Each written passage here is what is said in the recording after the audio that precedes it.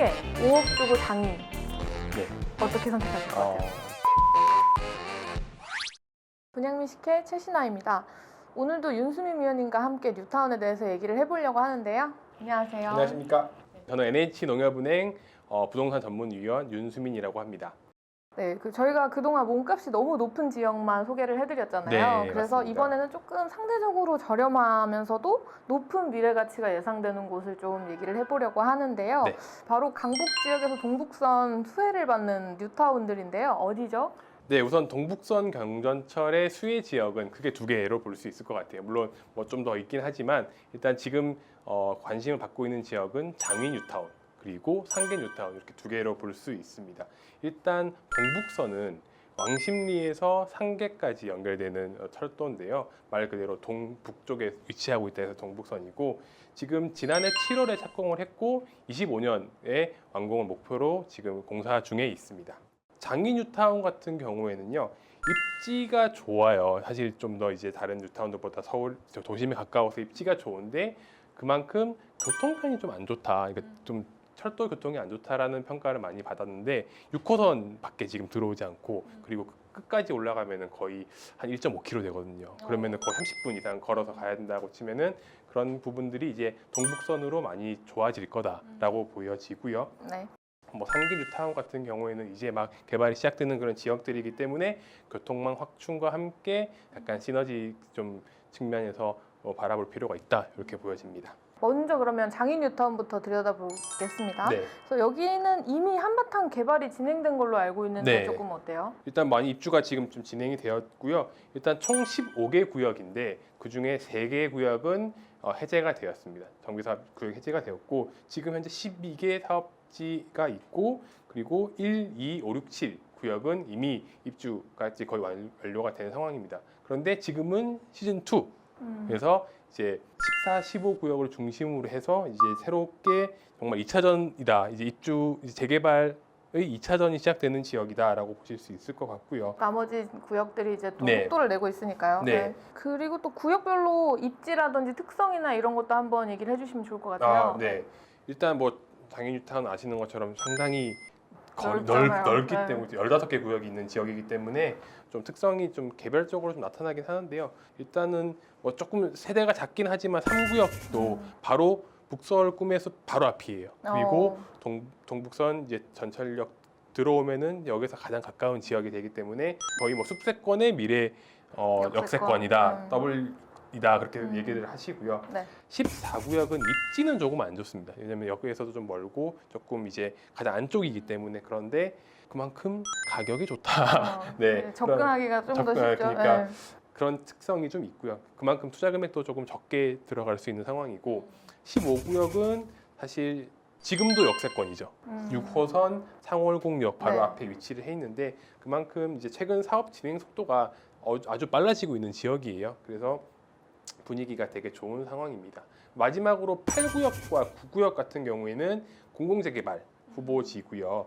지금 사실 오세훈 시장이 이제 지금 재임하면서 재개발을 6가지를 규제 완화 정책을 냈는데 그 중에 2종 일반 주거 지역 층수 완화가 있죠. 네. 거기서 가장 수혜 지역이 될 것으로 예상되는 게 여기 장위 뉴타운 8구역, 9구역이 아닐까라고 좀 전망을 하고 있습니다. 그럼 또 가장 중요한 게 항상 금액이잖아요. 그렇죠. 네. 투자 금액은 또 어느 정도 될까요? 네, 저희가 뭐 노량진에서 뭐 10매덕 이런 얘기를 계속 해가지고 그러니까요. 이제 좀 내려올 때가 된 것 같은데 네. 일단 14구역이나 15구역 같은 경우에는 뭐 사실 매물마다 다르겠지만 초기 투자 금액을 한 4억에서 5억 원, 5억 원 선인 것 같아요. 지금 네네. 5억 원 정도 하는 것 같고요. 그리고 총 투자 금액은 그래도 보면은 14구역이 한 11억, 12억 정도 될 것 같아요. 그리고 15구역은 이것보다 조금 더 높은 총 투자 금액이 들어갈 것 같다라고 좀 판단을 하고 전반적인 가격은 14구역보다는 조금 15구역이 더 높은 그런 상황입니다. 아까 14, 15역이 가장 주요 지역이었죠? 예. 장위 뉴타운에서. 최근 가장 관심이 많은 지역이라고 보시면 될 것 같습니다. 네. 장위 뉴타운은 입지는 좋은데 또 교통이 좀 취약해서 그게 단점이었잖아요. 네. 앞에서 말했지만 그래서 이번에 이제 동북선 호재로 미래 가치 상승을 좀 기대해 볼 수 있을 것 같아요. 네. 일단 이제 제 개인적인 판단으로는 이제 동북선의 이 놓여지는 게 장인 뉴타운에서 가장 큰 퍼즐이 채워지는 거다라고 생각을 합니다. 그만큼 이제 교통이라는 그런 호재가 많이 반영이 될 것으로 예상이 되고요.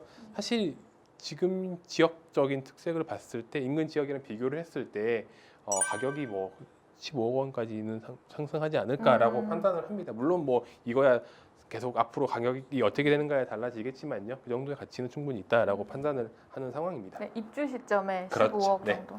그리고 또 이제 동북선 또 다른 수혜 지역인 이제 상계 뉴타운을 또 얘기를 해볼 건데요. 상계는 사실 동북선뿐만이 아니라 개발 호재가 워낙 많아가지고 네. 요즘에 좀 핫한 구역들인데 여긴 또 지금 어떤 상황인가요? 상계 뉴타운 같은 경우는 약간 앞뒤가 다 산으로 좀 쌓여 있고 그리고 노원에서 조금 더 들어가야 되는 그래서 메인 입지는 아니다라고 이제 이야기들을 뭐 지리적으로 이거 사실이니까요. 네, 그렇게 얘기를 하는데요. 일단 뭐 뉴타운 지구들이 전부 다 지금 속도를 내고 있는 상황이고 그 근처에 이제 노원 쪽에도 계속 재건축에 대한 이슈가 많다 보니까 네. 그 지역 자체가 앞으로 많이 변화를 할 거다. 그 노원 상계 이쪽 지역이 전부 다 이제 탈바꿈을 할 것이다. 이런 기대들을 많이 가지고 있습니다. 그리고 저희가 오늘 약간 컨셉이죠. 동북선. 네, 동북선. 동북선을 봤을 때 동북선이 상계까지 들어온다라는 그런 이슈도 있고 그리고 4호선 급행 열차에 대한 논의도 좀 이루어지고 있는 상황이고요. 그리고 4호선이 연장돼서 이제 구리까지 이어지게 될 것이고 그리고 뭐 멀긴 하지만 창동역 GTX에 대한 이야기도 네, 호재로 작용할 수 있습니다. 네네. 되게 많은 것 같은데요. 더 있는 거는 지금 창동역 개발에 대한 창동역 인근 부지들 개발에 대한 네. 이야기도 나오고 있기 때문에 사실 호재가 아주 많다 이렇게 보시면 될 것 같습니다. 멀리 보면 상계랑 그렇죠. 아주 네. 가깝진 네. 않지만 네. 그렇죠. 그럼 또 뉴타운 구역별로도 조금 상황을 설명해 주세요. 네, 일단 상계 뉴타운은 총 6개의 구역이고요. 4구역이 상계역 센트럴 프루지오 그리고 노원 롯데캐슬 시그니처는 네. 입주가 이제 완료가 됐거나 이제 입주를 앞두고 기다리고 있고요. 있고요. 3구역 같은 경우에는 정비구역이 해제가 한번 됐습니다. 해제가 됐다가 지금 현재는 공공재개발을 추진 중인 상황이에요. 그리고 1, 2, 5 구역은 이제 저희가 오늘 좀 관심을 둘 지역들인데 사업 시행 인가가 난 상황입니다. 1구역은 10월 달에 현대산업개발이죠. 네, 네. 현산이 지금 시공사 선정까지 이루어진 상황입니다. 그럼 또 여기도 금액을 안 들어볼 수가 없죠. 여기 네. 투자 금액은 또 어느 정도인가요? 저희가 서두에서 말씀드린 것처럼 제일 투자 금액이 낮은 지역이 상계 뉴타운인데 가장 저렴한 매물은 뭐 4억 원대 초기 투자 금액이라고 생각을 합니다. 네. 물건이 많지는 않아요. 분담금을 감안하더라도 총 투자 금액이 10억 원 언저리 있지 않을까라는 예상을 하고 있습니다. 사실 이제 10억 원이라는 금액이 서울에서 미래의 새 아파트를 내 집 마련으로 할 수 있다라는 그 메리트를 가진 곳인 거죠. 10억 원으로. 사실 요즘엔 10억으로 서울에서 집 사기 되게 힘들잖아요. 그렇죠. 요즘에는. 사실 특히 새 아파트니까요. 그렇죠. 그렇게 보면은 될 것 같고요. 그래서 뭐 다른 뭐 방송이나 이런 데서도 가성비 뉴타운이라는 네. 말씀을 되게 많이 하시더라고요. 많이 하더라고요. 네. 그래서 적은 금액으로도 새 아파트를 장기적으로 봤을 때 얻을 수 있는 그런 구역이다 이렇게 보실 수 있을 것 같습니다. 그리고 또 앞서 말씀하신 대로 상계 뉴타운은 입지가 조금 약한데요. 실거주한다고 하면 어떨까요?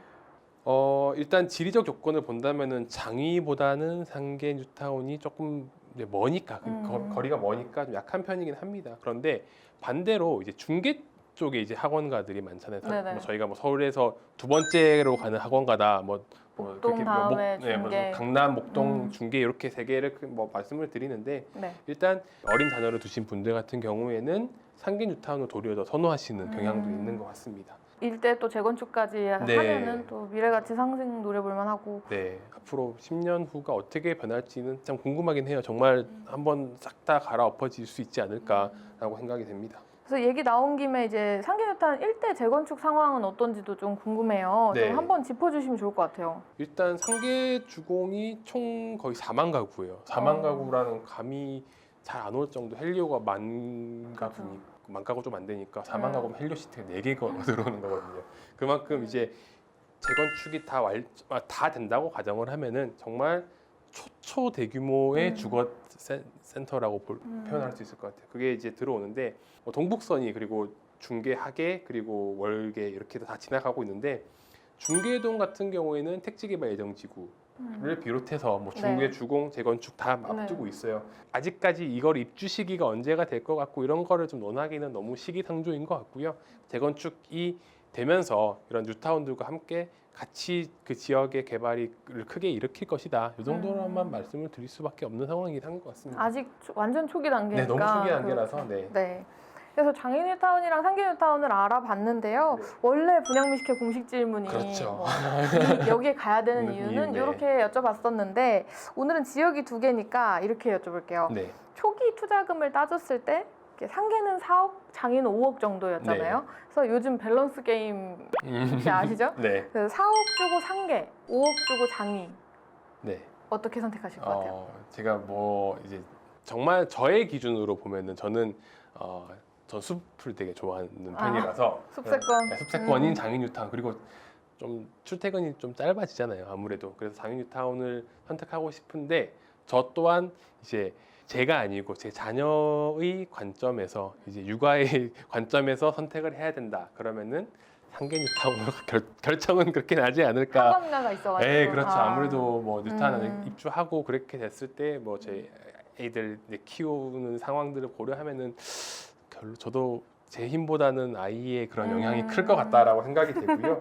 1억 원이란 금액 차이가 있긴 한데 뭐 사실 절대 현금 1억 원 작은 돈이 아니기 때문에 그렇죠. 그것도 좀 영향을 미칠 것 같습니다. 아주 현실적으로. 현실적으로. 네, 그렇습니다.